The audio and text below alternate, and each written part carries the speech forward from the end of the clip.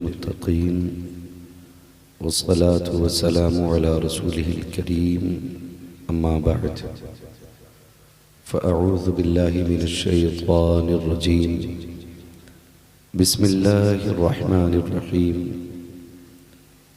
या अय्युहल्लज़ीना आमनु दुख़ुलू फ़िस्सिल्मि काफ़्फ़ा आमन्तु बिल्लाहि सदक़ल्लाहु मौलानल अज़ीम व सदक़ रसूलुहुन नबियुल उम्मियुल मुतीउल मुबीनुल मुईनुल करीम व नहनु अला ज़ालिका लमिनश शाहिदीन वश्शाकिरीन वल्हम्दुलिल्लाहि रब्बिल आलमीन।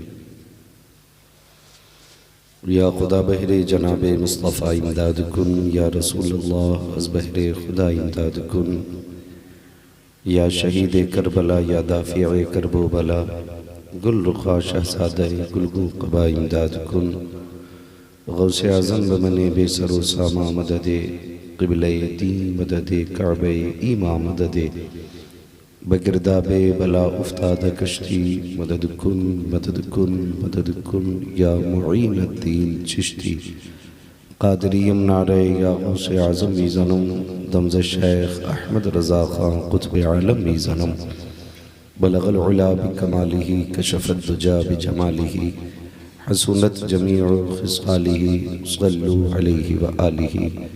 करूँ तेरे नाम पे जाँ फ़िदा, न बस एक जाँ दो जहाँ फ़िदा, दो जहाँ से भी नहीं जी भरा, करूँ क्या करोड़ों जहाँ नहीं।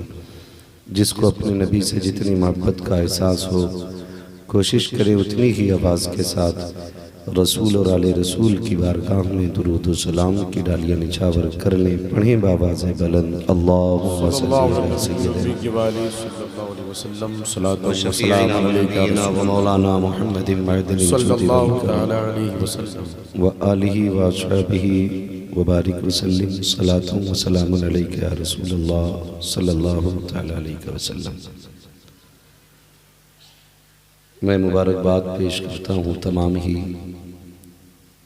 ज़ियाउल हबीब कॉन्फ्रेंस के कारकुनान को, जिन्होंने कोशिशें काविशें मेहनतें करने के बाद इस हसीन महफिल को सजाया।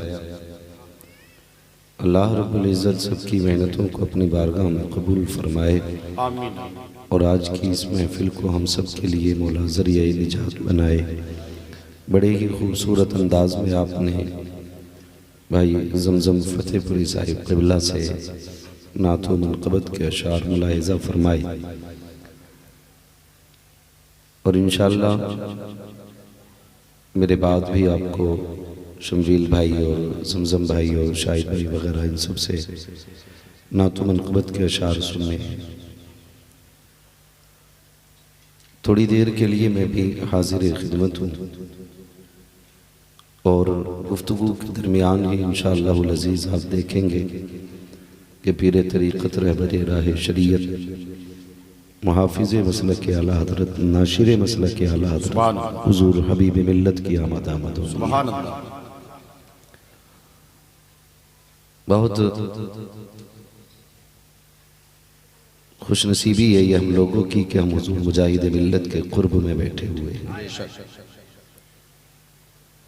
अल्लाह ताला हम सबको ताजदारे उड़ीसा के दर की खैरात अता फरमाए, आमीन। मेरी नज़रों के सामने ज़्यादातर चेहरे नौजवानों के हैं, ज़्यादा मुझे काले बाल नज़र आ रहे हैं, बहुत कम सफ़ेद बाल नज़र आ रहे हैं। दो बातें हैं, या तो बुज़ुर्ग अब ज़मीन पे इधर हैं ही नहीं, या फिर जलसे में आए नहीं हैं। इन दोनों बातों में हम सब के लिए एक नसीहत है। अल्लाह ने अगर जवानी दी है और जिंदगानी दी है और यहाँ बैठने की तौफीक दी है तो रब का शुक्र अदा करें। अगर बूढ़े ज़मीन पर कम पाए जा रहे हैं तो इसका मतलब ये है कि अब मौत जवानी को बुढ़ापे तक की मोहलत नहीं देती। इसका मतलब ये है कि मौत अब जल्दी आ जाती है। और अगर बूढ़े हैं लेकिन जलसे में नहीं आए तो फिर नसीहत है उन लोगों के लिए जो ताकत पे गुरूर करते हैं। अगर ज़िंदगी रह गई तो एक दौर वो भी आना है कि बिस्तर से उठने की हिम्मत नहीं रहेगी। इन दोनों बातों से हम नसीहतें हासिल करें। नौजवानों से मेरी खुसूसी तौर पर यह गुजारिश रहती है कि अपने रिश्ते हुजूर से मजबूत कर लें। अल्लाह और उसके रसूल से जब रिश्ते मजबूत होंगे तो जब आप मुसल्ले पे खड़े होकर के उसकी बारगाह में अपने सुजूद व नियाज लुटाएंगे तो खुदा की रहमतें खुद आके पूछेंगी, बता चाहता क्या है। वो कहा था किसी ने, खुद ही को कर बुलंद इतना कि हर तकदीर से पहले खुदा बंदे से खुद पूछे, बता तेरी रजा क्या है। हालात की ये गम्माजियाँ और ये नासाज दौर, अगर हम अभी तक शऊर में नहीं आए तो फिर मौत ही हमें बेदार कर सकती है। मेरे भाइयों, हमारी जिंदगी का एक एक दिन गुजरता जा रहा है और हमें अभी तक सही तरीके पर अपने दीन की पहचान तक नहीं हुई है। बहुत अच्छी बात जमजम भाई ने कही कि शायरों का मतलब मकसद जलसे खराब करना नहीं होता है। मैं तो चाहता ये था कि जो फिक्र जमजम भाई की थी वो आपकी होनी चाहिए थी, लेकिन मैं इस बात पर कोई भी आप पर तंबी नहीं करूंगा। मैं तो ये समझता हूं कि नात भी मुस्तफ़ा ही की हो रही थी। वाह, सुभान अल्लाह। चाहे नात में बैठे हों या तकरीर में बैठे हों, कम से कम दुनिया की खुराफात से बच के जिक्र हबीब में तो बैठे हैं। ये अल्लाह के फजल की बात है कि सारी दुनिया को नींद आ गई है, उनका दीवाना बेदार है। भाई, लोग सोने वाले सो रहे हैं, हुजूर के गुलाम अभी तक जाग रहे हैं। जज़ाए खैर, अल्लाह बरकत दे। हुजूर के दीवाने अभी जाग रहे हैं। मैं आपसे ये कहना चाहता हूँ, अपनी ज़िंदगियों को बदलने की कोशिश करें, अपने हालात को संवारने की कोशिश करें। ज़िंदगी ये मौके बार बार नहीं देती है। दुनिया में सिर्फ एक बार आना है और इसी ज़िंदगी में जो करना है वो करना है। दोबारा वापस नींद तो नहीं लग रही अभी आपको? दोबारा वापस नहीं आना है तो कम से कम ऐसे काम हम कर जाएं कि मरने के बाद ये फिक्र ना हो कि ये कमी रह गई थी। याद रखिएगा, हम अभी गफलत में हैं और हम ये समझते हैं कि बस हम ही सब कुछ हैं। जब मौत पहला झटका देगी तो सारे ऐश व आराम की मिठास कड़वाहट में बदल जाएगी। आपने 70 साल ऐश में गुजारे या 150 साल ऐश में गुजारे, मौत का झटका 1 सेकंड में सारे मज़ों को कड़वा कर देता है। मेरी तो यही ख्वाहिश रहती है कि मौत जवानी में आए या बुढ़ापे में आए, मौत बेबसी की नहीं होनी चाहिए, मौत खुशनसीबी की होनी चाहिए। और खुशनसीबी की मौत वो होती है जो मरते मरते बंदा ये नारा लगाता चला जाए, लहद में इश्क रुखे शह का दाग लेके चले, अंधेरी रात सुनी थी चिराग लेके चले, तेरे गुलामों का नक्शे कदम है राहे खुदा, वो क्या भटक सके जो ये सुराग लेके चले। अल्लाह हमारी इस तंजीम को सलामत रखे। हुजूर मुजाहिद मिल्लत की याद आ जाती है। वाह वाह वाह, सुभान अल्लाह, जज़ाए खैर। भाई, बस आपसे इतनी सी गुजारिश है, और हुजूर मुजाहिद मिल्लत की जिंदगी आप देखें, क्या कमी थी उस अमीर के आंगन में। रईस आज़म उड़ीसा कहा जाता है उसको, और इतना बड़ा सखी कि उनकी सखावत के तो बचपन से चर्चे हुआ करते थे। ये नहीं कि बुढ़ापे में जाके या जवानी में जाकर के ये शूर आया हो। मुअर्रिखीन ने लिखा है वो उस घराने का लाल था जिस घराने में बचपन से लुटाने की आदत सिखाई जाती थी, वो उस घराने से ताल्लुक़ रखता है जिस घराने को अब्बासी घराना कहा जाता है, जिस घराने को हाशमी घराना कहा जाता है। और आप अगर तारीख का वर्क पलट के देखेंगे, हाशमियों की शान लेना नहीं होती है, देना हुआ करती है। चाहे वो उहद के अंदर जिगर के टुकड़े क्यों ना हो, वो हाशमियों की शान है, जिगर दे के दीन बचाया जाता है। यहाँ घर दे के दीन बचाया गया है। मैं आपसे सिर्फ इतना कहना चाहता हूँ, सिर्फ हबीबी टोपी लगाने से काम नहीं चलेगा, सिर्फ हबीबी नारे लगाने से काम नहीं चलेगा, सिर्फ हबीबी किरदार के लिए कह देने से काम नहीं चलेगा। मैं तो ये चाहता हूँ तबलीग सीरत के अंदर दाखिल होने वाला एक फर्द ऐसे हक अदा करके दिखाए कि सिर्फ कहने का तबलीग सीरत का मिंबर ना हो, बल्कि जब चले तो लोग कहे ये तबलीग सीरत वाला जा रहा है। का कैसे पता कि इसने कल 4 बेवाओं के घर राशन भेज दिया था। अभी भी वो होता है जो अपने आंखें का उठा के गरीबों को खिला दे। नारे तकबीर, नारे रिसालत, हजरत अल्लामा मुफ्ती हम्माद साहब किबला, सुभान अल्लाह, सुभान अल्लाह, जिंदाबाद जिंदाबाद। भाई किरदार पैदा करो ऐसे। आज भी हमारे कौम के अंदर लोग भूखे सो जाते हैं, आज भी कितने ऐसे हैं इसलिए दवा नहीं ला पाते कि उनके पास पैसा नहीं है। सारे लोग पैसे वाले नहीं होते, जिनके पास पैसा उन्हें तो मतलब ही नहीं फीस क्या है डॉक्टर की। लेकिन कभी गरीब से पूछो, जब उसका पर्चा पैसे की वजह से मेडिकल से वापस कर दिया जाता है तो उसके दिल पे क्या बीतती है। मैं आपको बता दूं, खुदा का शुक्र है मैं पक्का बरेलवी हूं। सुभान अल्लाह, सुभान अल्लाह। लेकिन मेरी एक आदत यह है कि मैं आईना को दिखाऊंगा दाग चेहरे के, जिसे खराब लगे सामने से हट जाए। मैं किसी का मुंह देख के तकरीर करने नहीं आया, बड़ी मेहनत से दीन फैला है। हुजूर को ये उम्मत बड़ी प्यारी है। जब गरीब रोता है तो महबूब गुंबद खजरा में सुकून से नहीं रहता होगा।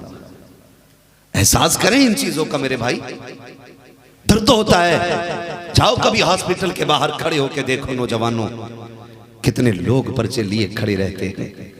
दिल उस दिन टुकड़े टुकड़े हो गया। मैंने एक माँ को हॉस्पिटल से बच्चे को लेके रोते हुए पलटते देखा। पूछा क्या बात है, कहने लगी फीस नहीं थी देने की, मेरे बच्चे को देखा नहीं गया। मैं इसलिए तो कहता हूं यार, जलसे करो, मर्जी है तुम्हारी, बुरा ना मानिएगा। सबसे ज्यादा जलसे उड़ीसा, बिहार, बंगाल में होते, जहां तक मैं जानता हूं। सबसे बड़ा सूबा हमारा है, लेकिन इतने जलसे नहीं। उत्तर प्रदेश में इतने जलसे नहीं जितने बिहार बंगाल में जलसे होते, जितने उड़ीसा में जलसे होते हैं। मैं तो इतना कहूंगा यार कि ये जलसे जो कसरत से हो रहे हैं, अगर किसी बस्ती में 3 जलसे होते हैं, साल का सिर्फ 1 जलसा मनाया करो। 2 जलसों के पैसे उठा करके कौम के उन गरीबों पे लगा दिया करो जो पढ़ना तो चाहते हैं लेकिन गुर्बत उनको आगे पढ़ने नहीं देती है। 1-2 जलसों के पैसे उठा करके उन कमजोर बच्चों पे लगा दिया करो जो ज़गीन तो है, आगे बढ़ना चाहते हैं लेकिन फीस भरने के लिए पैसा नहीं होता है। काश तेरे पैसे से अगर कोई नबी का उम्मती MBBS बन के कुर्सी पे बैठ जाएगा तो उसका दिल कट्टर नहीं होगा, वो पैसे का कुत्ता नहीं होगा। बल्कि अगर पता चलेगा कोई मुस्तफा का उम्मती या कोई अल्लाह की बंदी बिना पैसे के बच्चे लेकर के बाहर खड़ी है तो वो कहते कि पैसे वाले हट जाओ। आज मैं मुस्तफा के लिए इस गरीब को देखना चाहता हूँ। अगर फ्री में गरीब का इलाज हो गया, खुदा की कसम उड़ीसा वाला भी राजी हो जाएगा, बरेली वाला भी। सुभान अल्लाह, सुभान अल्लाह। लगाओ पैसे बच्चों पे। हमारे जलसे तो कसरत से हैं मेरे भाई, लेकिन तालीम में हम गिरते जा रहे हैं, पिछड़ते जा रहे हैं। पढ़ाओ बच्चों को, आगे बढ़ाओ। कितनी बड़ी धांधली है मेडिकल लाइन। बुरा ना मानिएगा अगर कोई मेडिकल से ताल्लुक रखता तो, मेरी कोई दुश्मनी नहीं, लेकिन तकलीफ होती है। कितनी बड़ी धांधली है, आप सोच भी नहीं सकते। हम कभी तबीबों को मसीहा समझते थे और आज भी हम डॉक्टरों पर इतना एतमाद करते कि बच्चा मां का चाहे कितनी चहीता क्यों ना हो, लेकिन डॉक्टर कहता तुम अंदर नहीं आ सकती हो, बच्चा हमारे पास रहेगा। मां दिल के टुकड़े को गैरों के हवाले कर जाती है, लेकिन वहां इंसाफ ना हो, वहां गैर जरूरी दवाइयां मंगा करके किसी गरीब का खून निचोड़ा जाए? अगर आपको लगता है मैं गलत हूं तो मुझे बताया जाए। क्या ऐसा नहीं होता कई बार लाशें पैक करके रख दी जाती हैं, जब तक 3 लाख का पेमेंट नहीं दे दिया जाएगा लाश वापस नहीं दी जानी है? सही बताया जाए मुझे। हालात ये हैं। मगर मैं ये चाहता हूं काश हुजूर का कलमा पढ़ने वाला कोई MBBS बन के बैठे। वाह वाह। जब वो किसी को जरूरत से ज्यादा दवा लिखेगा तो कलम ठहर जाएगा, रुक जा, तू किसी और का गुलाम नहीं, मदीने वाले का गुलाम है। तुझे हक नहीं है किसी का 1 रुपया नाजायज ले ले। तेरा दीन तुझे इजाजत नहीं देता। बाहर निकल के तो देख कितनी माएं जमीन बेच के आके खड़ी हैं, कितने बाप ने अपनी जिंदगी का सामान बेच दिया ताकि बेटे की जिंदगी बच जाए, और उसके बाद तो हम लोग बाज नहीं आते हैं। मैं ये चाहता हूँ काश इस कुर्सी पर मुस्तफा का गुलाम बैठा हो, और जब दवा लिखे तो दवा से पहले मुस्तफा पे दुरूद लिखे, उसके बाद दवा लिखे। दवा फायदा करे ना करे, मदीने वाले का दुरूद फायदा करने लग जाए। सुभान अल्लाह, सुभान अल्लाह। आपसे गुजारिश है लंगर छोटे करो, जलसे कम करो, साल में 1 जलसा करो, बड़ा करो, और ऐसा जलसा होना चाहिए उसमें ये तहरीक होनी चाहिए, एक भी मर्द घर में ना हो, सारे हुजूर के जलसे में होने चाहिए। ऐसे 50 जलसे कर डालो साल में जिसमें 50% घर सो रहे हैं और 25% जलसे में, 25% मेले में। कोई नतीजा नहीं है, कोई नतीजा नहीं है। जलसों को बामकसद कीजिए, बामकसद कीजिए जलसों को। और नौजवानों, यहां दिमाग के चस्के लेके ना आया करो, सिर्फ अपने जहन की मौज मस्ती और तफरी लेके ना आया करो। ये सोच के आया करो आज हुजूर की महफिल है, या तो खुद को बदल के लाएंगे और या फिर वहां से वापस नहीं आएंगे। ये नजरिया रखो, बदलो जो कमियां हमारे अंदर है। डर नहीं लगता यार? जिस गाड़ी में बैठ जाओ, हिंदू की हो मुसलमान की हो, भाई जब भी बैठोगे म्यूजिक चालू है। चलो भाई, मैं किसी और की बात में तो सिर्फ अपनों की बात करता हूं। तुझे तो रब ने दीन दिया था, तुझे तो ला इलाहा इल्लल्लाह की दौलत मिली थी, तू घर से निकला था, तूने गाना क्यों लगाया था? ख्याल नहीं आया मौत स्टेयरिंग पे भी आ सकती है? तुमने सोचा नहीं कि वो भी तो हो सकता मैं पलट के घर ना जा सकूं? ये भी हो सकता अल्लाह ना करे मैं यहीं मर जाऊं। अगर गाने सुनते सुनते मौत आ गई तो क्या बनेगा? क्या होगा हमारा? डर लगता है। ऐसा नहीं है किसी जलसे में औरतों की कमी, कसरत से भीड़ होती है मेरी मां बहनों की जलसों में। लेकिन मैं पूछना चाहता हूं, हम आपस में गौर करें और सोचें जरा, हमारी बहनों ने सैकड़ों जलसे सुन लिए 10 साल की जिंदगी में, कितने घरों से फजर बाद कुरान की तिलावत की आवाज आती है। हालात हैं हमारे ऐसे। इल्ला माशाअल्लाह कुछ घर ऐसे हैं जिनमें बहनें सुबह उठ के कुरान पढ़ती हैं, वरना अक्सर घरों में तो 10 बजे से पहले आंख ही नहीं खुलती। अगर बच्चे जो आदी होते फितरतन सुबह उठ जाने के, वो उठ जाते तो थपथपा के मार पीट के सुला लेती हैं। इतनी जल्दी उठने की जरूरत क्या? फिर हमारी कौम का जवान कहता बरकत नहीं हो रही, बरकत नहीं हो रही है। बरकत क्या खाक होगी जब 10 बजे सो के उठेंगे? बरकत की जिम्मेदारी मुस्तफा की है। बस इतना कर, जब फजर की अजान हो, हय्या अलस सलाह हय्या अलल फलाह की सदाएं गूंजे और मुअज्जिन कहे सलातु खैरुम मिनन नौम, बिस्तर छोड़ के उठ के खड़ा हो जा, सुभान अल्लाह, मुसल्ले पे आ, सबको जगा दे और उठा के उठो, अल्लाह की इबादत का वक्त हो गया। सुभान अल्लाह। बेटियों से कहो बैठो मुसल्ले पे, नमाज के बाद कुरान पढ़ो। खुदा की कसम फिर देखना, मुसल्ला बाद में उठेगा, रहमतें खुदा की पहले आ जाएंगी। लेकिन तकलीफ होती है इन बातों से। हम तो ये चाहते हैं कोई ऐसा बंदा आ जाए जो ये कह के चला जाए जिसके सर पे अभी भी टोपी है, वो बिना हिसाब के जन्नत में जाएगा। अल्लाह वालों ने हमें डरना सिखाया है, मुजाहिद मिल्लत ने हमें बताया आखिरत कितनी मुश्किल है। इन्होंने जन्नत को थाल का निवाला नहीं समझा, सब कुछ छोड़ दिया दीन के लिए, हम बिस्तर नहीं छोड़ सकते? सोचें जरा, अपने आप से पूछें, हमने सब कुछ छोड़ा? कुछ भी छोड़ने तैयार नहीं। जाओ बहनों से कहो कुरान पढ़ा करो, लेकिन बेटी तब कुरान पढ़ेगी जब अम्मा को कुरान आता। यही है? बोलो, टेंशन में क्यों आ गए? हाथ नहीं उठवाने में, सोचवाना चाहता हूं। मैं चाहता हूं थोड़ा दिमाग लगाइए आप, ताकि जलसों का असर मालूम होना चाहिए। कोई पूछे रात कहां गया था, क्या हुआ? कह देना जब गया था तो हुजूर से दूर था, जब आया हूं तो मदीने वाले के करीब होके आया हूं। सुभान अल्लाह। कम से कम इतना तो असर हो जाना चाहिए। बेटियां कुरान जमजम भाई तब पढ़ती हैं जब माँ को कुरान आता है, और जब माँ को ही कुरान नहीं आएगा तो बेटी पढ़ेगी? बोलो जोर से, पढ़ेगी? थक गए हो क्या सुभान अल्लाह कहते कहते? नहीं नहीं, सुभान अल्लाह कहने की मैंने ऐसी कोई बात तुमसे नहीं कही है।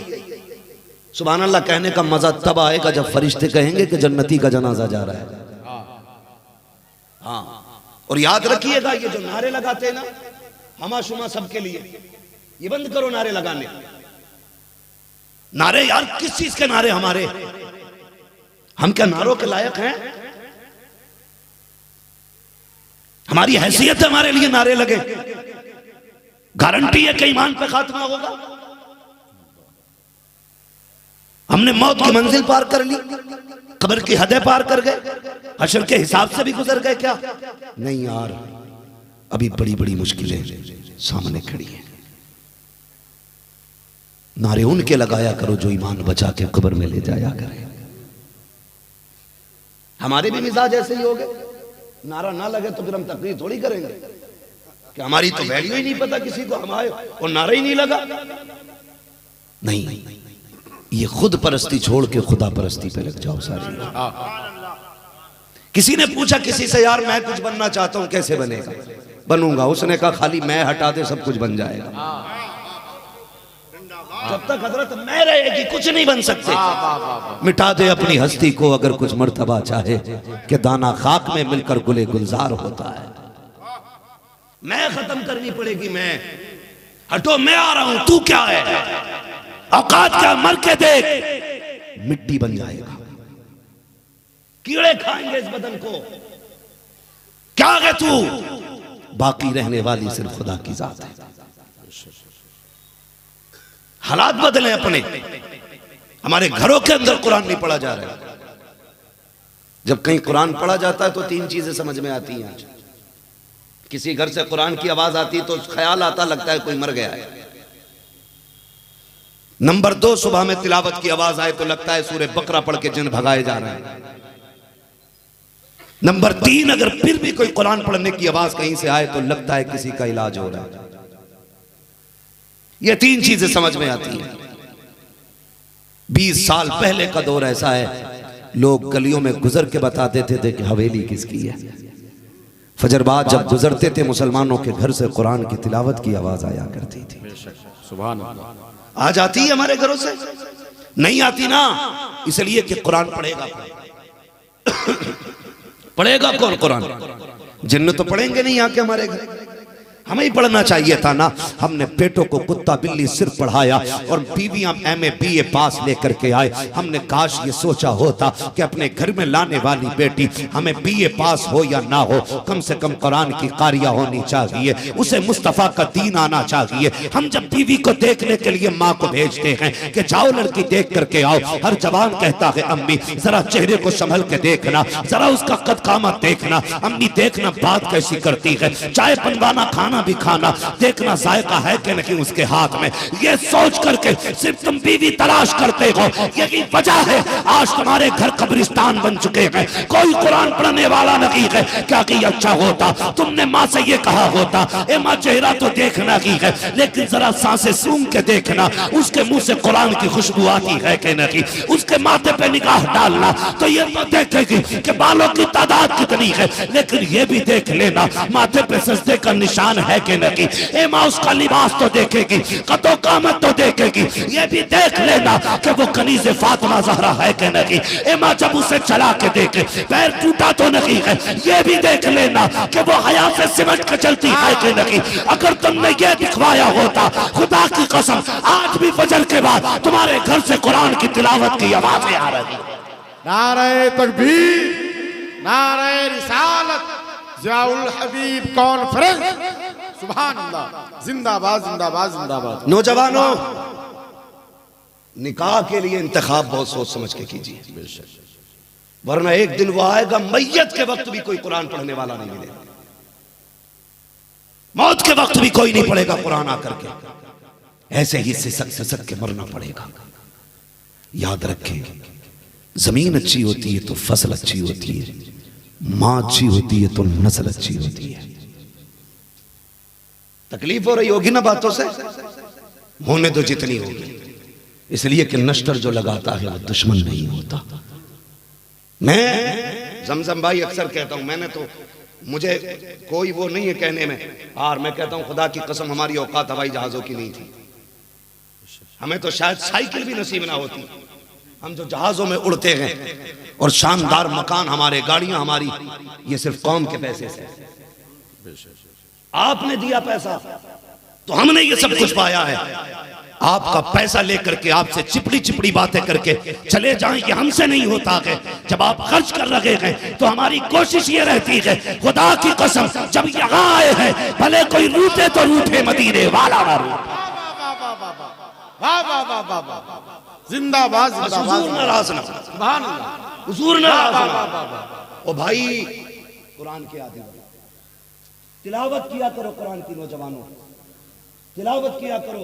ये वो बाबरकश है जो दुनिया में भी कामयाब रखेगी, आखिरत में भी कामयाब रखेगी। सुभान अल्लाह सुभान अल्लाह। मैं तालीम का मुखालिफ नहीं हूं, आप IAS बने, IPS बने, मेरी तो कोशिश रहती है, नौजवानों से कहता हूं मैं, और खासकर मुसलमानों से कहता हूं, खाली हाई स्कूल करा करके बच्चे को दुकान ना कराना, उसे पढ़ाओ, आगे बढ़ाओ।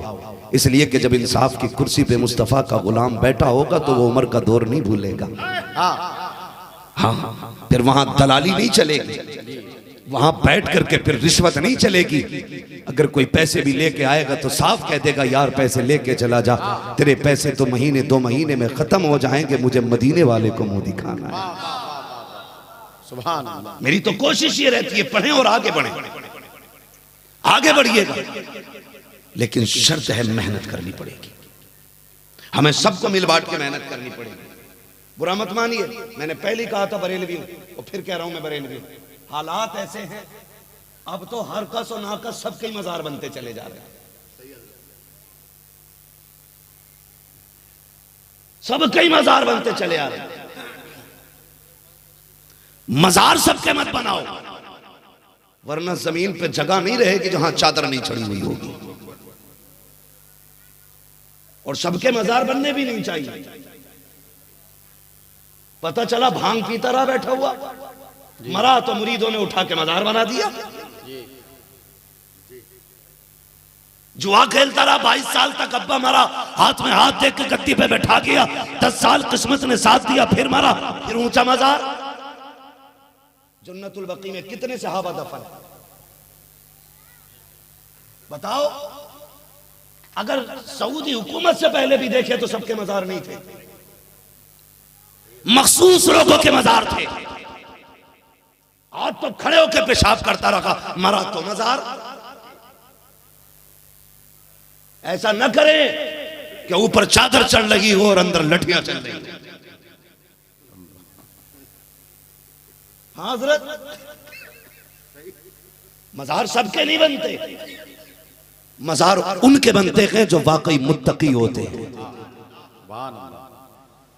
मजार उनके बनते हैं जो पारसा होते हैं। अला वम्मा ताला हुब्बे आले मोहम्मद जअलल्लाहु क़ब्रहु मज़ार मलाइकतिर रहमा। जो मुस्तफ़ा की औलाद और मुस्तफ़ा की मोहब्बत में दुनिया से जाते हैं, अल्लाह उनकी कब्रों को फरिश्तों की ज़ियारत का बना दिया।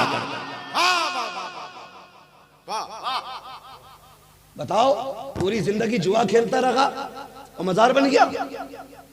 हमारी कौम दे चादर ले चादर, दे चादर ले चादर। नंबर ही नहीं आ रहा चादर डालने का। मैं अल्लाह का शुक्र है, अगर कसरत की इजाजत होती तो तुम में सबसे ज्यादा चादरें चढ़ाता। लेकिन सुने, शायद हिंदुस्तान में कोई मजार ऐसा होगा बड़ा जिस पे मैं नहीं गया हूं, लेकिन आज तक मुझे चादर चढ़ाने की मोहलत नहीं मिली। क्यों? जहां पहुंचा वहां पहले से चादर मौजूद थी।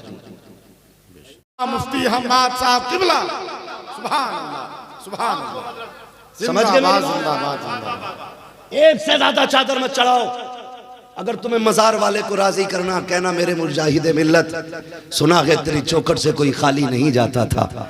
मैं तेरी चौखट से आते आते गरीब को चादर उड़ा के आया हूं, किसी बेवा के घर का राशन दे के आया हूं। सुना है तूने भूखों को खिलाया था। हमने तरीका छोड़ा नहीं है। जहां तबलीग सीरत के नारे लगाए, जहां हबीब मिल्लत के नारे लगाए, जहां मुजाहिद मिल्लत के नारे लगाए, मेरे मुजाहिद हमने तेरी फिक्र को छर्क नहीं किया है, तेरे तरीके को भूले नहीं है। हम अभी राशन दे के आए हैं, किसी गरीब को चादर दे के आए हैं, किसी यतीम को दुपट्टा उड़ा के आए हैं। मुजाहिद मिल्लत हॉस्पिटल से गुजर रहा था, तेरे दरबार में आना था, गरीब को दवा दिला के आया हूँ, किसी यतीम की पट्टी करा के आया हूँ। खुदा की कसम खा के कहता हूँ, तेरी चादर से मजार वाला इतना राजी नहीं होगा जितना गरीब की मदद से मुजाहिद मिल्लत राजी हो।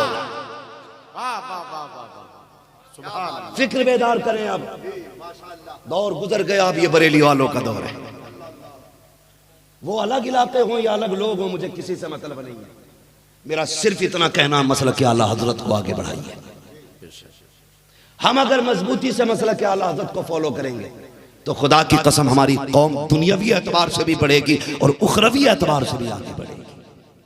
गलती तो हमने की है ना, हमने गलती की है। सबसे बड़ी गलती जानते हो होता क्या है? हमने खुदा परस्ती छोड़ के पीर परस्ती शुरू कर दी। ये बात भी कह जाऊं, कड़वी है, लेकिन मैं चाहता हूं, अंदाजे में मेरा बहुत शौक नहीं है, शायद कि उतर जाए तेरे दिल में मेरी बात। पीर साहब ने कहा कि भाई 7 जुमेराते आके चिराग जलाना है, 7 जुमेराते आके चिराग जलाना। तो हम 7 नहीं 8 जुमेरातों तक जाते हैं, लेकिन अल्लाह 5 बार मस्जिद से आवाज दिलवाता है, हय्या अलस सलाह, हय्या अलस सलाह। एक दिन में 5 बार तुझे आवाज दी गई, एक बार मुड़ के नहीं गया, एक बार मुड़ के नहीं गया। मैं अगर अभी पूछ लूं, अक्सर लोगों से मुलाकात होती, क्या हाल है, तो हम तो देखते रहते, कैसे चल रहा है काम, तो कह रहा बस पीर का करम है। मैं ये नहीं कहता कि भाई आप पीरों से, अल्लाह वालों से दूर रहो। अल्लाह वालों के पास जाया करो, बदबख्त होता बंदा अल्लाह नेक वक्त बना देता है। अल्लाह वालों की गुर्बत में बैठा है। लेकिन मैं कुछ बताना चाहता हूं, रज़्ज़ाक कौन है? बोले कौन है रज़्ज़ाक? रोजी कौन देता है? अल्लाह। जोर से कौन? अल्लाह। पीछे वाले क्यों नहीं बोल रहे? रोजी कौन देता है? अल्लाह देता है ना। किसके वसीले से देता है? किसके वसीले से? जोर से, किसके वसीले से? नबी के। हमारे अमाल तो ऐसे थे कि सूरत बिगाड़ दी जाती। अभी जो चेहरे सलामत है ना, ये मदीने वाले का करम है। ये मदीने वाले का करम है जो चेहरे सलामत है। आला हजरत ने कहा था, और तुम पर मेरे आका की इनायत न सही, नजदियों कलमा पढ़ाने का भी एहसान गया। कुछ भी नहीं मानते, इतना तो मानो कि उन्होंने कलमा पढ़ाया है। क्या यह एहसान कम था उन्हें मानने के लिए? यार अल्लाह का शुक्र अदा किया करो। एक सजदा इसलिए ज्यादा किया करो, मालिक तेरा शुक्र है तूने हुजूर की उम्मत में पैदा कर दिया है। एक सजदा इसलिए भी ज्यादा कर लिया करो कि रब ने तुम्हें महबूब की उम्मत में पैदा किया। मेरे भाई बहुत गौर से मेरी बात सुने, कड़वी लगे तो माफ की जाए। हमने पीर परस्ती करनी शुरू कर दी, खुदा परस्ती छोड़ के। 7 बार 7 जुमेरातों तक चक्कर लगा रहा है, एक बार मस्जिद नहीं आया। कहता बरकत नहीं हो रही। पीर साहब भी तावीज पे तावीज दिए जा रहा, ना वो थक रहा ना ये थक रहा, कोई नहीं थकता है। तावीज देने वाला भी, हमें तावीज से इनकार नहीं है, लेकिन कहेंगे ये तावीज उसके हाथ का अच्छा लगता है जब देने वाला मुफ्ती आजम जैसा हो। सुभान अल्लाह। सुन रहे मेरी बात? हमने दुकानें लगा रखी हैं, दुकानें लगा रखी हैं। इन बुजुर्गों से राब्ते कायम रखो, अल्लाह वालों से मोहब्बत करो, अच्छी बात है, लेकिन अपना रिश्ता भी तो रब से मजबूत बना के रखो। है रिश्ते मजबूत? अजान हो रही है, लीड लगी है तो लगी है कान में, डीजे बज रहा है शादी का तो बज रहा है, अजान हो या नमाज हो या मस्जिद हो या कोई भी जगह हो, आके जब बजा रहा है तो पूरी ताकत से आवाज खोल के बजा रहा है। तू तो हुजूर का गुलाम है यार, हमें तो कम से कम ये सोचना चाहिए कि हमने हुजूर का कलमा पढ़ा है। अगर हम अजान की रिस्पेक्ट नहीं करेंगे तो कौन करेगा? हम अगर अजान की इज्जत नहीं करेंगे तो कौन करेगा? हम अगर मस्जिदों का ख्याल नहीं करेंगे तो कौन करेगा? हम अगर मदरसों का ख्याल नहीं करेंगे तो कौन करेगा? मैं तो कहता हूं पहली बात, कुछ भी बजता हो, अजान हो जाए, अजान की आवाज आए, अगर कुरान भी पढ़ते हो बंद कर दिया करो और दुनिया को बता दो जितना हम रब से प्यार करते हैं उतना किसी से प्यार नहीं। समझ रहे मेरी बात? खुदारा हालात बेहतर करें। और नौजवानों, इस सबसे ज्यादा जरूरी है कि रिज़्क़ हलाल की कोशिश किया करें। कौन सा रिज़्क़? रिज़्क़ हलाल। जिस तरह गलत दवाई से फसल खराब हो जाती है, उसी तरह गलत रोजी से नस्ल खराब हो जाती है। कई बार एक नौजवान ने मुझे फोन किया, कहने लगा हजरत जी मेरे अब्बा को आप समझा दीजिए। मैंने कहा क्यों? मैंने कहा तूने नहीं समझाया? उसने कहा नहीं, वो आपके बड़े फैन हैं, वो आपकी तकरीरें बहुत सुनते हैं, मैंने सुना वो आपकी बात नहीं, सोचा आपकी बात नहीं टालेंगे, तो इसलिए आपसे कह रहा हूं फोन करके उनको कह दीजिए कि वो जरा ये जो काम करते ना, काम करना छोड़ दें। मैंने कहा क्या करते? उसने कहा मुझे शर्म आती, मेरे बाप रक्षा चलाते। कौन कह रहा है? कौन कह रहा है? समझ रहे हैं ना नौजवानों? मैं उन्हीं पौधों से बात करता हूं जिनके सीधा होने की ज्यादा चांसेस रहते हैं। नाउम्मीद तो मैं बूढ़ों से भी नहीं हूं, इसलिए कि ला तक़नतू मिन रहमतिल्लाह, नाउम्मीद नहीं हूं। इंशाअल्लाह अल्लाह असर देगा तो ये पूरे पूरे बूढ़े दरख्त भी इंशाअल्लाह सीधे होने हैं, वो बात नहीं है। मगर मैं ज्यादातर नौजवानों से बात करता हूं, उसकी वजह यह है कि अगर नौजवान सवर जाता है तो सात पुश्ते सवर जाती है, सात पुश्ते सवर जाती है। कहने लगा कि आप कहते ना मेरे अब्बा जी से कि वो जरा ये काम छोड़ दे, गैरत आती है किसी से बताते हुए। मैंने एक लंबी सांस ली, मैंने कहा यार तुझे तो फख्र होना चाहिए। उसने कहा क्यों? मैंने कम से कम अपना बाप जब रात को आए ना, रक्षा चला के लेटे बिस्तर पे, उसके तलवे चूमना और कहना तेरा एहसान है अब्बा, तूने पसीना बहा के खिलाया है, किसी का खून निचोड़ के नहीं खिलाया है। सुभान अल्लाह। उस बाप के कंधे दबाया करो जो ईंटें लेके छड़ते छड़ता है, उसकी कमर दबाया करो जिसने बोझ लेकर के 4 मंजिल पे जाना है। जब वो आया करे तो उसे शर्म की निगाह से मत देखो, उसे ये मत कहो तूने किया क्या है। जब वो रात को लेटा हो तो उसके बालों में तेल डाल के कहो अब्बा तेरा एहसान है, तूने अपने बेटों को हराम के लुक़्मे नहीं खिलाए हैं, हलाल के लुक़्मे खिलाए हैं। ये जो लेके आते हैं 10-10 हज़ार एक दिन में जाकर के रिश्वत के 5-5 लाख की गड्डियां एक साइन के ला करके बच्चों को पालने वाले, और वो बच्चे जो कहते हैं मेरे बाप ने पजेरो दिलवाई है, मेरे बाप ने मर्सिडीज दिलवाई है। मैं कहता हूँ ये चंद दिन की खुशियां हैं, इन खुशियों पे मत जाना, इन्हें तो गैरत आनी चाहिए। इनका बाप ने जहन्नम का ईंधन बना रखा है, इनको जहन्नम का हिस्सा बना रखा है। तुम अपने बाप पे फख्र किया करो, उसके तलवे दबाया करो और कहो अब्बा ये तेरा एहसान है, तूने बेटों को जहन्नमी नहीं बनाया बल्कि जन्नती बनाया। सुभान अल्लाह, सुभान अल्लाह। अजीब नस्ल हो गई है, हमसे कहती है हमारे बाप को समझाओ, काम शर्म के करता है। भाई कपड़े पसीने में भीगे हों अच्छे लगते हैं, कपड़े खून में भीगे हों बुरे लगते हैं। बाप के पसीने से नफरत न करना, बाप की मेहनत से नफरत न करना, जिंदगी में जितनी मेहनत करनी पड़े करना। मेरे महबूब ने फरमाया था अल कासिबु हबीबुल्लाह, मेहनत करने वाला रब का हबीब होता है। सुभान अल्लाह, रब का हबीब होता है मेहनत करने वाला। भाई अपने बाप की मेहनत को सराहा करो, बैठ के उनसे कभी पूछा करो अब्बा बताओ ना, घर का छप्पर ही रह गए। लड़के कहते तुमने किया क्या पूरी जिंदगी में? एहसान मान उसने जहन्नम से बचा लिया, वरना वो भी चाहता तो रिश्वत लेकर के ब्याज लेकर के वो भी बिल्डिंग बना सकता था, लेकिन उसने छप्पर में रखा है। भले एसी की हवा ना दी लेकिन जन्नत की हवा का इंतजाम किया है। वाह वाह वाह। जन्नत की हवा का इंतजाम किया गया। मैं तो अक्सर कहता हूं नौजवानों से, खुदारा मेहनत करें, मेहनत करें, हराम के लुकमों से बचें। बचेंगे इंशाअल्लाह, इंशाअल्लाह। बचे हराम के लुकमों से, अल्लाह हलाल के लुकमे में बरकत अता फरमा देता है। लोग कहते हैं मौलवियों की 5000 तनख्वाह है, ये कहां से खा रहा है? अगर फल खाते देख ले तो मस्जिद का मुतवल्ली कहता लगता गोलक में संभार दिया। हाँ, थोड़े से 2 जोड़ी कपड़े महीने में बना दे तो कह रहा था चेक करना गोलक खोल के, भाई इमाम साहब ने आपके 2 जोड़ी कपड़े बनाए, इधर से ही तो नहीं निकाल लिए। शर्म आनी चाहिए। बरकत का मतलब ये नहीं होता है, बरकत का मतलब ये होता है इनको 5000 मिलते, अगर ये बीमार हो तो ये 10 रुपए की दवा में ठीक हो जाते हैं, और अगर हराम की रोजी वाले बीमार हो तो फिर 10 लाख में भी ठीक नहीं होते। इसलिए कि शाफे भी अल्लाह, मर्ज भी अल्लाह देता, शिफा भी अल्लाह देता, बीमारी उसकी रहमत होती है। जिसे बीमार करता है वो उसे अपने करीब बुलाता है। अगर कोई बीमार हो जाए तो कभी शिकवे ना करना, यार मैं बीमार ही रहता हूं, मेरे दर्द ही रहता ना, ये सोचा कर तू रब का प्यारा हो गया है। समझ रहे हैं ना नौजवान मेरी बात? बीमारी लग जाए अल्लाह का शुक्र अदा करो। कोई बंदा बिस्तर पे पड़ा हो, अल्लाह पूछता है बताओ फरिश्तों क्या हाल है उसका? क्या मालिक वो तो बिस्तर पे पड़ा है। कहा बताओ वो पड़े पड़े क्या कह रहा है? वो कह रहा मालिक तेरा शुक्र है।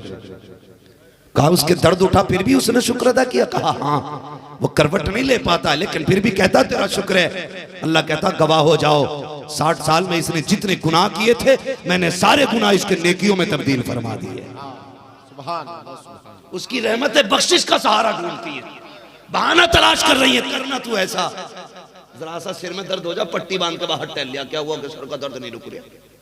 ये नाशुक्री है अल्लाह की, नाशुक्री है। तुझे इतने दिन पेट भर के खिलाया, तब तूने यहां पिल्ला लगा के कहा मेरे रब ने पेट भर के खिलाया मुझे। एसी में सोता रहा तब तूने अपने माथे पे लिखा कि मुझे रब ने एसी में सुलाया है। जरा सा सर में दर्द क्या हो गया?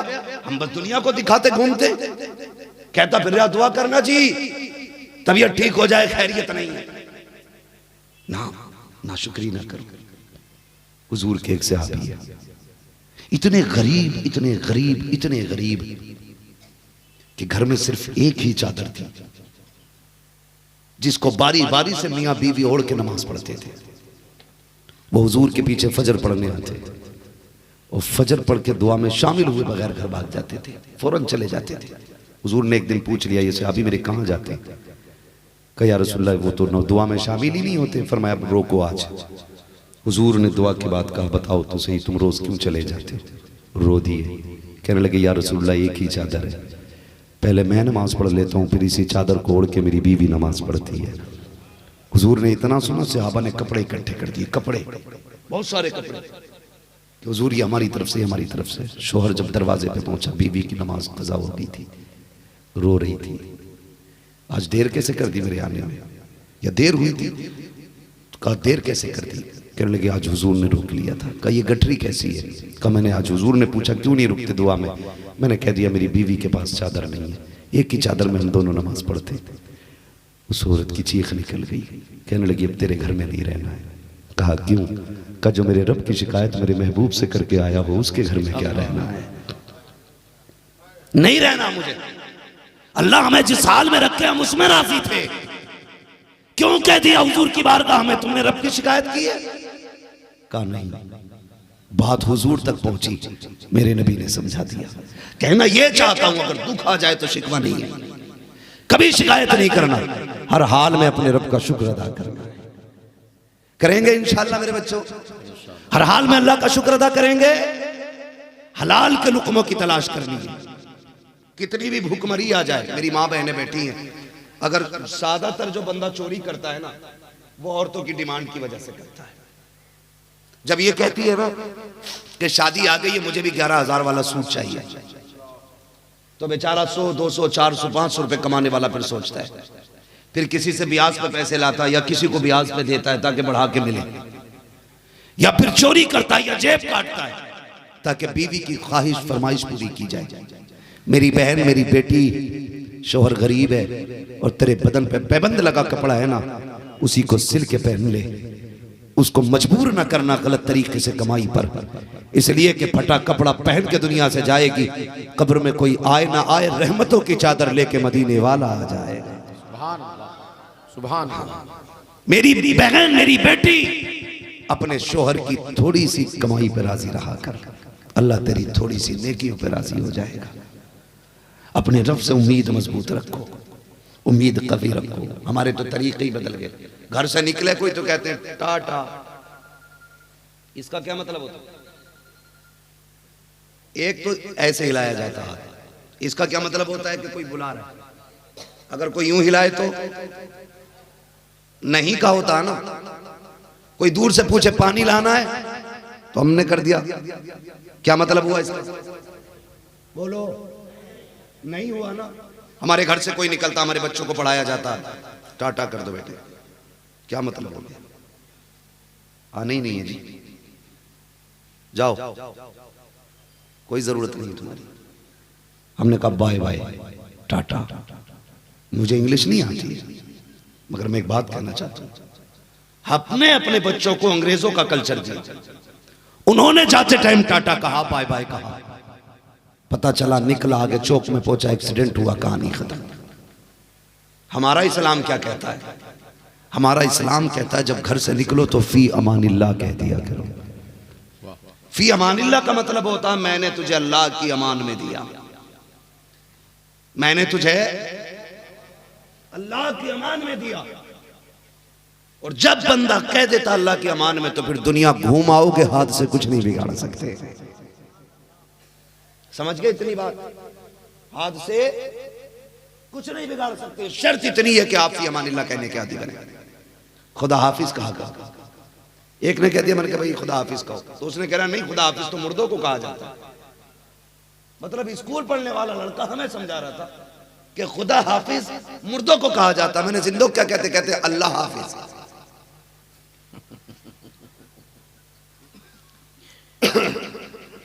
फेसबुक ने हमारा दीन ही बदलने की कोशिश कर रहा है।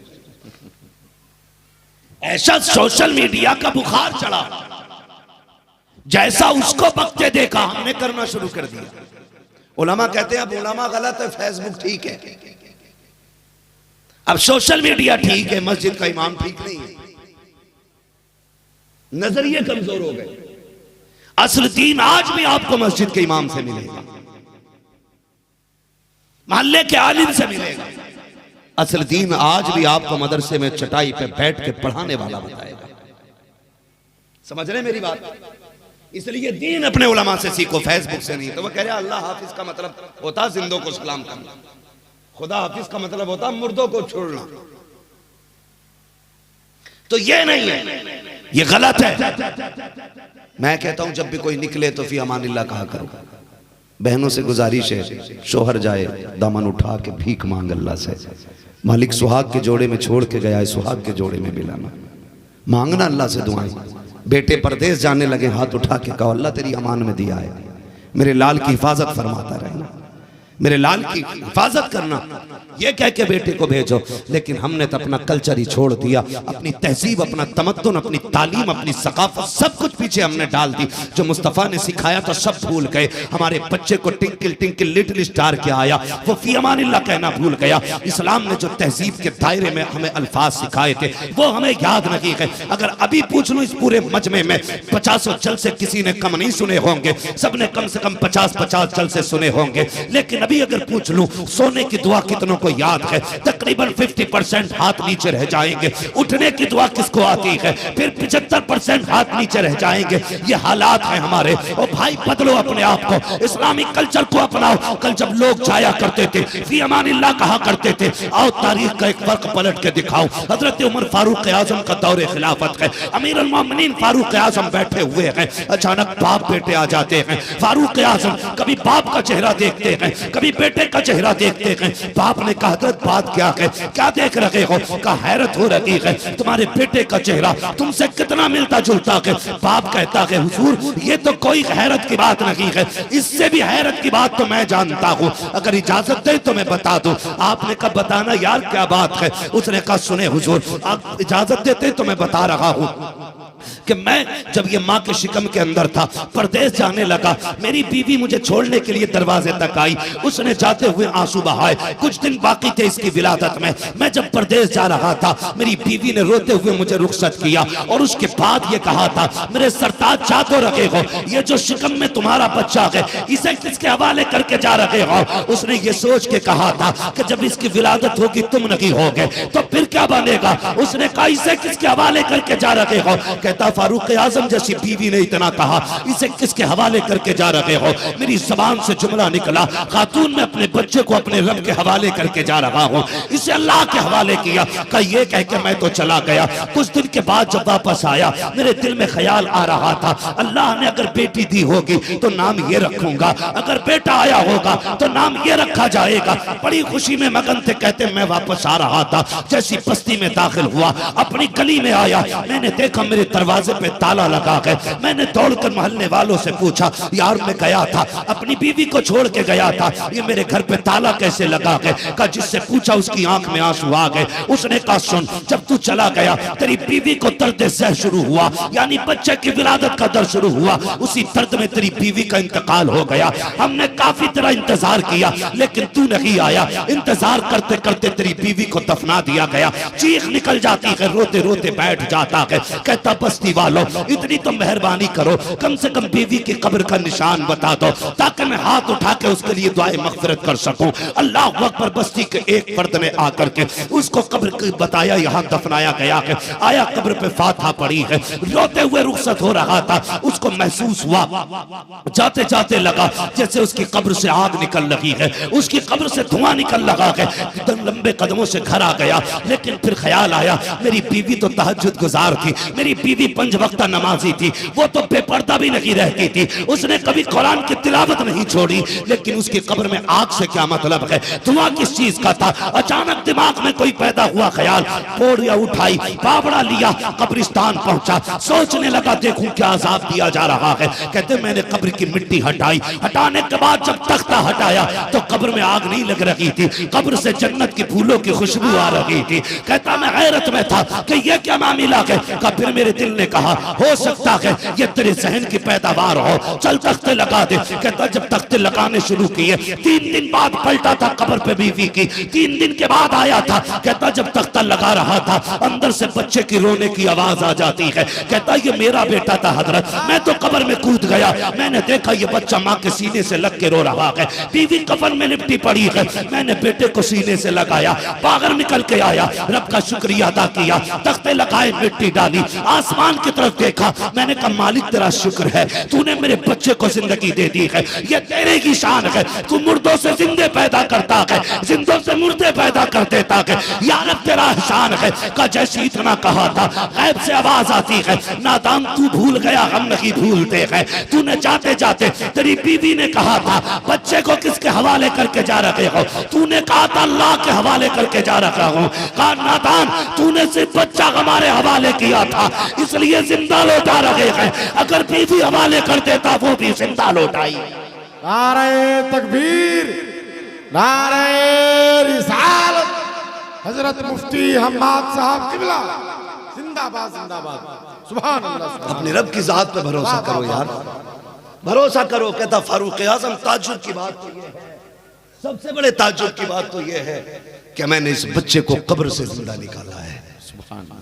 ओ भाई तुम्हारे रब से ज्यादा तुमसे कोई प्यार नहीं करता है, कोई नहीं करता तुम्हारे रब से ज्यादा तुमसे प्यार। महबूब अलैहिस्सलाम ने फरमाया था रब अपने बंदों से 70 माओं के प्यार को मिलाकर जितना प्यार बनता है ना, उससे ज्यादा रब अपने बंदे से प्यार करता है। गलती हमने की है, हम भूल गए अपने रब को यार, भूल गए हम अपने रब को याद नहीं करते। मेरे भाई बदलो अपने तरीके। नौजवानों रिस्क में तंगी आ जाए, बच्चे फाके से भी मर रहे हों तो उनका मुंह देख लेना मरते हुए, लेकिन हराम का लुक्मा बच्चों के मुंह में मत डालना, मत डालना।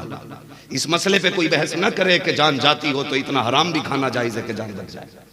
मैं ये नहीं कहना चाहता हूं, मैं आपको समझाना चाहता हूं मजबूरियां कितनी भी बड़ी हो, लेकिन कभी पलट के हराम के लुक्मों की तरफ नहीं जाना, कभी नहीं जाना। जब दिक्कत आ जाए तो मुसल्ला बिछा लिया करो, और मदीने वाले को आवाज दे के कहो तेरे टुकड़ों पे पले गैर की ठोकर पे न डाल, झिड़कियां खाएं कहां छोड़ के सदका तेरा।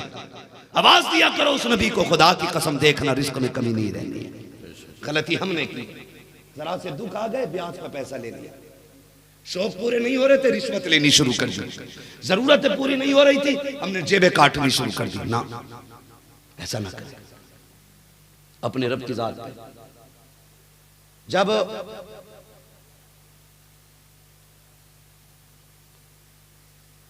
एक गुनाहगार ने रब की बारगाह में तौबा की, जिनको तारीख में हबीब अजमी कहा जाता है, सूद लेते थे, बहुत बड़ा कारोबार था सूद का, सूद का बहुत बड़ा कारोबार था। थके तो नहीं अभी आप? अगर थक गए हो तो खत्म कर दिया जाए। जितने लोग सुनना चाहते हैं जरा कहते हैं या रसूल अल्लाह। हाँ, अल्लाह सलामत रखे। सूद का बहुत बड़ा कारोबार था। इजाजत है हजरत जी, चलें या मौजू बदल? हाँ, मैं इस चीज का इंतजार नहीं करता हूं कि कोई इशारा करके कहे भाई अब खत्म कर ले। मैं बस ये देखता हूं कि हम पलटते नहीं बेजान किताबों के वर्क, हम वो पढ़ते हैं जो चेहरों पे लिखा होता है। जब आप सोना शुरू कर देंगे हम खुद ब खुद खत्म कर देंगे। मगर मैं देख रहा हूं नौजवान सुन रहे हैं, अल्लाह करे ये बातें नौजवानों के दिल में उतर जाएं। हाँ, ये हमारी जिंदगी का मामूल बन जाए। तो जब हबीब अजमी ने ना, ब्याज का आलम यह था कि किसी को छोड़ते नहीं, और बीवी बार बार कहती थी हबीब मान जाओ, जिस दिन अल्लाह का अजाब आएगा कोई बचाने वाला नहीं होगा। एक दिन हबीब अजमी ने ना किसी औरत को ब्याज पे ना कुछ दिया था, तो उससे ब्याज का पैसा लेने गए। बेवा औरत थी, उसने कहा हबीब मेरे घर आज कुछ नहीं है। कहा, कहने लगे खाली नहीं जाना है। क्या तेरे घर में? कहा कुछ भी नहीं है, बस बच्चों के लिए ना थोड़ा सा गोश्त का टुकड़ा है, और मेरे बच्चों ने कई महीने बाद आज गोश्त देखा है। हबीब कहने लगे ला वही दे दे। माँ थी रो दी, कहने लगी हबीब कम से कम बच्चों के दिल का तो ख्याल कर, हमें कल तक की मोहलत दे, आज मेरे बच्चों को ये गोश्त खा लेने दे। दिल पत्थर था, छीना गोश्त घर आ गए। बीवी से कहा बना इसे। बीवी ने कहा हबीब बंद कर दो ये काम, नहीं माने। बीवी ने जब गोश्त बनने रखा ना, हबीब नहा धो के बैठे खाना खाने के लिए। हबीब अजमी बीवी से कहा जल्दी कर, कितनी देर लग रही है खाने में। बीवी ने जब हांडी का मुंह खोला ना तो सारा गोश्त खून बन चुका था। चीख निकल गई, अभी मैंने पहले कहा था मान जा। देख अल्लाह का अजाब आ गया। कहा क्या हुआ? कहा सारी हांडी में खून भर गया है, खाना नहीं है। खून तड़प गए, तौबा की अल्लाह से, गुनाहों से तौबा करके अल्लाह की बारगाह में लौट आए। फिर हलाल रोजी कमाने का कोई सिस्टम तो था नहीं। फिर गुर्बत इतनी आ गई थी कि बच्चे फाके करने लगे, बूढ़े थे, उम्र आ गई थी काफी, बाल सफेद हो गए थे। बीवी कहती है मेरे सरताज कहा जी कब बच्चों का फाका नहीं देखा जाता, चल मंडी में जा काम कर ले, कुछ तो रोजी मिलेगी। मंडी में आके हबीब अजमी खड़े हुए, हबीब अजमी खड़े हुए मंडी में आकर के, लेकिन सबने बूढ़ा समझ के छोड़ दिया, कोई लेके नहीं गया। आखिर में जब 2-4 बंदे और आए, कहने लगे यार 10 रुपए कम दे देना, मुझे ले चलो। आपसे भी इतनी सी गुजारिश करूंगा, जब आप अपने घर काम करने के लिए मजदूर लाया करो ना, तो बॉडी शॉडी ताकत देख के न लाया करो, किसी कमजोर को भी ले आया करो। ताकतवर 4 ईंटें ज्यादा चढ़ाएगा, लेकिन गरीब का कम काम इंशाअल्लाह तुम्हें जन्नत तक ले जाएगा। जिसकी सफेद बाल है और वो मंडी में आया खड़ा है तो शौक नहीं है, अब इसे बिल्डिंगें बनाने का शौक नहीं लाया होगा यहाँ तक, गाड़ियों का शौक नहीं लाया होगा यहाँ तक, या तो घर के फाकों ने मंडी में लाके खड़ा किया गया, या बेटी की जवानी ने लाके मंडी में खड़ा कर दिया गया। ऐसे लोगों को लाया करो जिसे दुनिया छोड़ के चली जाए, उन्हें तुम अपना लिया करो। कसम से जब अमल तो ले जा रहे होंगे, सब अमल में लगे होंगे, मदीने वाला हाथ पकड़ के तुम्हें जन्नत की तरफ लेके चल जाएगा। कभी कमजोरों को भी ले आया करो। उन्होंने कहा कि भाई तुम्हारे बाल सफेद हैं, कहने लगे कुछ पैसे कम दे देना, ले चलो। कहा नहीं, इस उम्र में तुम क्या करोगे, जाओ घर जाके आराम करो। अभी बेअमनी कहते, अजमी कहते मैं तो थैला लेके आया था बगल में दबा के, और ये कह के लाया था कुछ राशन लेके आऊंगा शाम तक। कहते जब काम नहीं मिला ना और दोपहर हो चुकी थी, मंडी में खड़े खड़े जाता तो कहाँ, घर जाने की हिम्मत नहीं हुई, बच्चों को खाली हाथ क्या मुंह दिखाना है। कहते मैं परेशान हो गया, मैंने सोचा किधर जाना है। मैंने बहुत गौर किया, मुझे मस्जिद का रास्ता नजर आया। सुभान अल्लाह, सुभान अल्लाह। किस चीज का रास्ता? मस्जिद। जोर से किस चीज का? किस चीज का? मस्जिद का रास्ता नजर आया। कहते मैं गया अल्लाह के घर में और मैंने थैला रखा अलग, मैंने वुजू किया और फिर मैंने रोना शुरू किया। मालिक, ये दुनिया वाले मुझे काम लायक नहीं समझते, किसी ने मुझे किसी लायक नहीं समझा, मैं तेरे घर में आ गया हूं। मालिक, मैं तेरे घर में मजदूरी करने आया हूँ। देख मैं झाड़ू लगा रहा हूँ, देख मैं सफ़े बिछा रहा हूँ।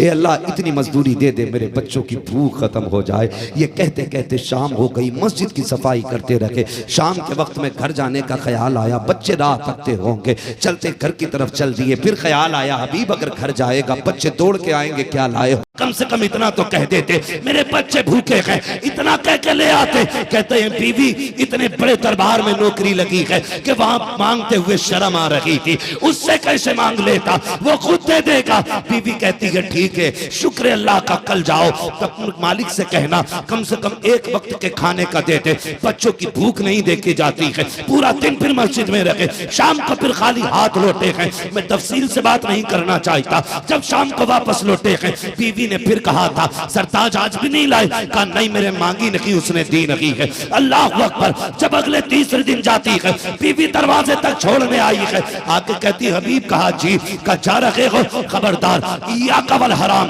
जा तो रखे हो, खाली लौटाना, लेकिन हराम का एक लुकमा नहीं लेके आना। जैसे आज तक मैंने बच्चों को पानी पिला के सुलाया है, मैं फिर भी पानी पिला के सुला दूंगी, लेकिन हराम का एक दाना लेके मत आना। जब जाने लगे, बीवी की आंख में आंसू थे, कहने लगे हबीब कहा हाँ, अपने मालिक से जाके कह देना कि 3 दिन हो गए मजदूरी करते करते, 1 दिन की उजरत दे दे, ताकि बच्चों के कई दिन का फाका टूट जाए। आज बच्चों को कम से कम पेट भर के खाना खिला दिया जाए। रोते रोते घर से निकले हैं, जब मस्जिद में आए हैं, आज हिम्मत जवाब दे जाती है हबीब की, टूट जाते हैं, रो के कहते मेरे मालिक, मैंने बीवी को 2 दिन संभाल लिया, अब नहीं संभाला जाता। आते आते उसने कहा था अपने मालिक से जाके कह देना इतनी मजदूरी दे दे जिससे बच्चों के 1 दिन का खाना हो जाए। ए मेरे परवरदिगार, अब अगर बीवी ने कुछ कह दिया, मेरे ज़ब्त का बंधन टूट जाएगा। ए मेरे मालिक, मेरे बच्चों की भूख की लाज रख ले। इतना कहते कहते रोते रहे। शाम का वक्त आया है, आज तक खाली हाथ जाते थे, लेकिन आज जब घर जाने की बारी आई है, मिला आज भी कुछ नहीं है, तो ख्याल आता है खाली थैले से बेहतर है कि इसमें मिट्टी डाल ली जाए। हबीब ने मिट्टी भरी है ढेले भरे थैले में, ताकि बच्चों को खाली ना लगे। आप लेके कहते बेखुदी का आलम था, मुझे खुद नहीं पता था मैं क्या कर रहा हूँ। कहते कुछ सोचते सोचते चल दिया, फिर ठहर गया बच्चे सो जाएं तब जाऊंगा। कहते मैं दूर रुक के अपने घर की तरफ देखने लगा। कहते मैंने रुक के देखा ना, तो मेरे घर के आंगन से धुआं उठ रहा था। मैं आगे बढ़ा, मैंने जाके देखा ये घर किसी और का तो नहीं है। कहते जब मैंने झांक के देखा, दीवार नीची थी, मैंने उठ के देखा ना, तो मेरे घर के चूल्हे पे पकवान बन रहे थे। कहते फिर मैंने आंखों को मला, कहीं गलत रास्ते पे तो नहीं आ गया हूँ, कहीं बेकरारी बेखुदी लेके कहीं और तो नहीं आ गई है। कहते आके मसल के देखा तो मेरा ही घर था। कहते मैं दौड़ता हुआ दरवाजे पे आया। कहते हर दिन की तरह आज भी मेरी बीवी दरवाजे पे खड़ी थी। उसने हाथ पकड़ा, रब का शुक्र अदा किया, अंदर लेके चली। मैंने कहा क्या बात है, मेरे घर में तो कुछ भी नहीं था, ये पकवान की खुशबू कहाँ से आ रही है, ये चूल्हे पे क्या बन रहा है। कहते बीवी की आंख में आंसू आ गए। वो कहते सरताज जी किसके यहाँ नौकरी करते हो? कहा किस लिए? कहा बड़ा सखी है तुम्हारा मालिक। उन्हें तो नहीं पता था ना कौन है। कब बड़े दिल वाला है तुम्हारा मालिक। का कहना क्या चाहती हो? का जिसके यहाँ नौकरी करते हो ये सब कुछ उसी ने भेज दिया है। का क्या भेजा है? का ये जो पकवान बन रहे हैं तुम्हारे मालिक ने भेजे हैं। आंखों में आंसू आ गए हबीब के, अंदर हाथ पकड़ के बीवी लाई, जो देखकर नेमतों का ढेर लगा हुआ था। का ये क्या है? का ये भी मालिक ने भेजा है। रो दिए। कहते बीवी बता कुछ और बात तो नहीं है? अल्लाह अकबर। बीवी कहती है हाँ, जो ये नेमतें लेके आया था वो साथ में एक पैगाम भी लेके आया था। का क्या पैगाम? का तुम्हारे मालिक ने ये कहा है हबीब से कह देना वो काम करने में कमी ना करे, हम मजदूरी देने में कमी नहीं कर सकते। नारे तकबीर, नारे रिसालत। हजरत अल्लामा मुफ्ती हम्माद साहब किबला जियाउल हबीब कॉन्फ्रेंस। हम तो माइल ब करम है, कोई साइल ही नहीं, राह दिखलाएं किसे, राह रवे मंजिल ही नहीं। भाई मांगो तो सही अपने रब से, हाथ तो उठाओ उसके आगे, तो ना मुस्तफा का वास्ता।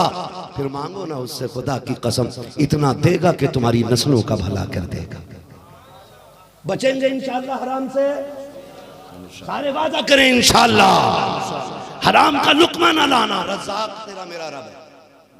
वो जब रोजी देने पे आता तो पत्थर के अंदर कीड़े को हरी पत्तियां खिला देता है, और जब वो भूखा रखने पे आता है ना तो बड़े बड़े पैसे वालों के मुंह पे मुछी के लगा के पाबंदी लगवा देता है। तेरे पास सब कुछ है लेकिन तू पानी भी नहीं पी सकता है। अपने रब की रजा चाहते रहा करो। अल्लाह वालों की बारगाहों का यही फायदा है। हुजूर हबीब मिल्लत के दामन से जुड़े रहिए। खुदा की कसम मैंने कई लोगों को देखा है धोखे में रहते हैं, धोखे में। मैंने कभी हबीब मिल्लत को कभी दुश्मनों को भी लिए गाली देते हुए नहीं देखा। गाली तो बड़ी बात है, मैंने कोई दो जुमले कहते नहीं देखा। काफी टाइम से आपके उड़ीसा में आ रहा हूं, काफी टाइम से हुजूर से मामलात ताल्लुकात है। क्या क्या नहीं किया गया, ये अल्लाह वालों की ये आदत होती है। क्या क्या ना किया गया, मुकदमे हुए, लोगों ने गालियां बकी, लेकिन अल्लाह वाले ने कोई जुमला नहीं कहा। ये अलग बात है, खामोश खड़े रहते हैं। फिर भी जो लोग बड़े हैं वो बड़े रहते हैं। ऐसे असलाफ से मिलता है हमारा शजरा जिनके कदमों में कई ताज पड़े रहते हैं। याद रखिएगा, सबसे बड़ी खुशनसीबी तो आपकी यह है कि बरेली शरीफ का सच्चा नाइब खुदा ने हबीब मिल्लत को बनाया उड़ीसा में। इससे बड़ी और क्या खुशनसीबी होगी आपके लिए। सच्चा नाइब जिसके लिए मेरे मुर्शिद ने कहा था जबान इसकी होगी बोली हमारी होनी है। जब कोई मसला दरपेश आया करे तो हबीब मिल्लत के पास आ जाया करे। यार जब हमारी जरूरत के लिए बरेली वालों ने हबीब मिल्लत की चौखट में बताई है तो फिर किधर जाने की तैयारी है, किधर जाने की तैयारी है। इन अल्लाह वालों के कदमों से वाबस्ता रहो। और इतना तो हम जानते हैं, जो बरेलवी होगा ना वो मोहताज होके मर सकता है, लूला होके मर सकता है, लंगड़ा होके मर सकता है, लेकिन कभी बदअकीदा होके नहीं मरेगा। और जब ईमान बचा के जो ले जाए वो सबसे ज्यादा होशियार बंदा है, जो ईमान बचा के ले गया। होशियार वो नहीं है जिसने पीछे 4 मीलें छोड़ी, 5 फैक्ट्रियां छोड़ी। होशियार वो भी नहीं है जिसने 10 गाड़ियां छोड़ी, लड़कों के बिजनेस छोड़े। होशियार वो है जो ईमान बचा के ले गया, सबसे बड़ा होशियार। और ईमान बचाने की अगर बात की जाए तो सबसे ज्यादा ईमान बुजुर्गों की बारगाह में महफूज रहता है। इनसे जुड़े रहिएगा, अपनी राय मत लगाइएगा। आप इंजीनियर हो जाएं, डॉक्टर हो जाएं, मास्टर हो जाएं, कुछ भी हो जाएं, दीन के मामले में अपनी खोपड़ी ना चलाइएगा। कई बार कहते हैं हम भी पढ़े लिखे हैं भाई, हमें पता है अच्छा क्या बुरा क्या है। हम मान तो रहे अल्लाह रसूल को, जरूरी है बरेली को माने। तू चाहे कितना बड़ा इंजीनियर हो जा, तेरी औकात नहीं है मैयत की नमाज जनाजा पढ़ा सके। तो कितना ही बड़ा डॉक्टर हो जा, हैसियत नहीं है तू जुमे में मुसल्ले पे खड़े होकर खुतबा पढ़ दे। इस पे खुतबा वही पढ़ता है जो मदीने वाले का सच्चा गुलाम होता है। आप खुद बता दो, चाहे कोई साइंटिस्ट क्यों ना हो, बहुत बड़ा वैज्ञानिक क्यों ना हो, चाहे उसने मिट्टी से सोना निकाला हो, तुम अगर उसको दीन नहीं आता तुम पसंद करोगे उससे नमाज जनाजा पढ़वाओ? मैं तो पसंद नहीं करूंगा भाई। मैं तो ये चाहूंगा मेरा जनाजा वो पढ़ाए जो मदीने वाले से भी प्यार करता हो और काबे वाले से भी प्यार करे। मेरी तो ये तमन्ना। तो भाई पता ये चला, जन्नत के लिए, आखिरत के लिए हमें दीन सीखना जरूरी है। दीन सीखना जरूरी है। तो अल्लाह वालों से प्यार करें, इनसे मोहब्बत करें, अपने अकीदे और अपने अमल की हिफाजत करें। बहन बेटियों से मेरी इतनी सी गुजारिश है, कुरान नहीं आता हो तो सीख लो। घरों के अंदर सुबह से कुरान पढ़ने के आदी हो जाओ, फजर में उठने के आदी बनो। अपने बच्चों को कुरान पढ़ के सुनाया करो। जब बच्चे बचपन में कुरान सुनते हैं ना तो फिर आगे चल के उन्हें मदरसा भेजने की जरूरत नहीं पड़ती, माँ की गोद में कुरान के कारी हो जाते हैं। ऐसे कितने वाकयात वलियों के हैं मैं बता सकता हूँ, लेकिन वक्त नहीं, अब मैं नहीं बोलूंगा आगे। बस इतना आप समझ लेना, इतनी सी मेरी बात मान लीजिएगा। कुरान पढ़ने के आदी बने, मस्जिदों को आबाद करें, सजदों में अपने सरों को रखें। जवानी में जो इबादत का मजा है वो कहीं नहीं है। 3-3 बजे तक मोबाइल चलाते हो।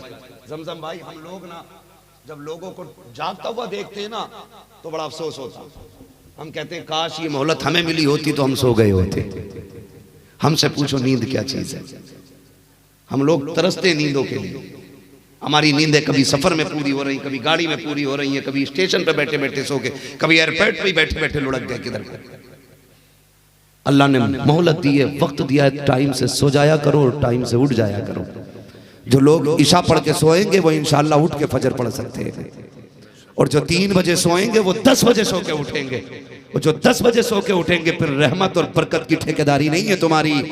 जानते हो महबूब अलैहिस्सलाम ने कहा था, या अल्लाह मेरी उम्मत के सुबह के वक्त में बरकत अता फरमा। आज भी गारंटी है, फजर बाद बिजनेस शुरू कर दिया करो, 10 बजते बजते तुम्हारे रिस्क का इंतजाम कर दिया जाएगा। लेकिन हम तो खुद पक्के ईसाई हुए बैठे, 10 बजे से पहले दुकान ही नहीं खोलते। ईसाई इसलिए 10 बजे दुकान खोलते हैं क्योंकि उनके नबी, वो उनका मानना ही हजरत ईसा अलैहिस्सलाम 10 बजे पैदा हुए थे, वो उस वक्त दुकान खोलते। और तुम्हें सुबह में इसलिए दुकान खोलने का हुक्म दिया क्योंकि हमारे तुम्हारे नबी सुबह सादिक के वक्त तशरीफ लाए थे। वाह वाह वाह वाह। डॉक्टर इकबाल ने कहा था, तेरे दामन में है किस लालो जवाहर की कमी, तू किसी और के दामन की तरफ क्यों देखे। महबूब ने किसी ठिकाने पे तुम्हें अकेला नहीं छोड़ा है, हर जगह मदीने वाला खड़ा है। अगर बिजनेस की बात है तो हुजूर खड़े हैं, अगर रिस्क की बात है तो हुजूर खड़े हैं, परवरिश की बात है तो हुजूर को देखो, घर कैसे चलाना हुजूर को देखो, बच्चे कैसे पालने गए हुजूर को देखो, रब को कैसे मनाना गए हुजूर को देखो, जिंदगी कैसे गुजारनी गए हुजूर को देखो। तुम उन्हें देखना शुरू कर दो, रहमतें तुम्हें देखना शुरू कर दो। फरमाया गया, या अय्युहल्लज़ीना आमनु उदखुलू फिस्सिल्मि काफ़ा, ऐ ईमान वालों पूरे पूरे इस्लाम में दाखिल हो जाओ। हम जाहिर बातिन वज़ा कता हर एतबार से मुसलमान बनेंगे इंशाअल्लाह। अल्लाह ताला हमारे जो बच्चे स्कूल में कॉलेजेस में पढ़ते हैं, अल्लाह उनके इल्म में उम्र में बरकत अता फरमाए। आमीन। देखिए बाबा हो गया पूरा सवा घंटा हो गया, नहीं तो तब तक गदर पड़ेंगे।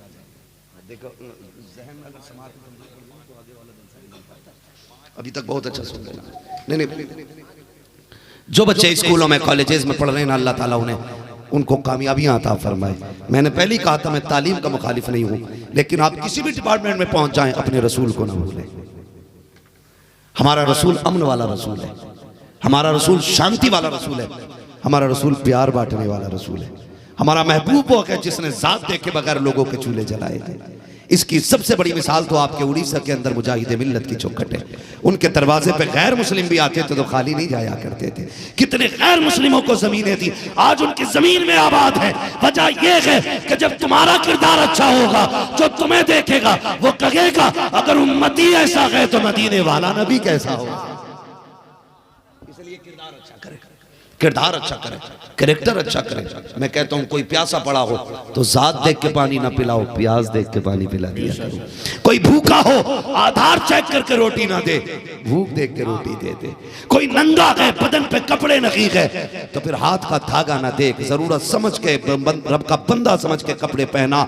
अल्लाह तेरे ऊपर कयामत में तेरे ऐबों पे अपनी रहमतों की चादरें डाल देगा। करेंगे इंशाअल्लाह। बस जो हुए अगलात उनको माफ फरमाए रब्बे कायनात। जिंदगी ने दिया साथ, फिर होगी मुलाकात। चमन रहा फूल खिलेंगे, जिंदगी रही फिर मिलेंगे। मुसाफिर हैं हम बेमुसाफिर हो तुम भी, किसी मोड़ पर फिर मुलाकात होगी। फकीरान आए सदा कर चले, सदा खुश रहो ये दुआ कर चले। सारे लोग कलमा शरीफ पढ़ लीजिए, ला इलाहा, सारे लोग जोर से नहीं पढ़ रहे, जोर से पढ़े, ला इलाहा इल्लल्लाहु मुहम्मदुर रसूलुल्लाह व मा अलैना इल्लल बलाग। अस्सलामु अलैकुम व रहमतुल्लाहि व बरकातुहू।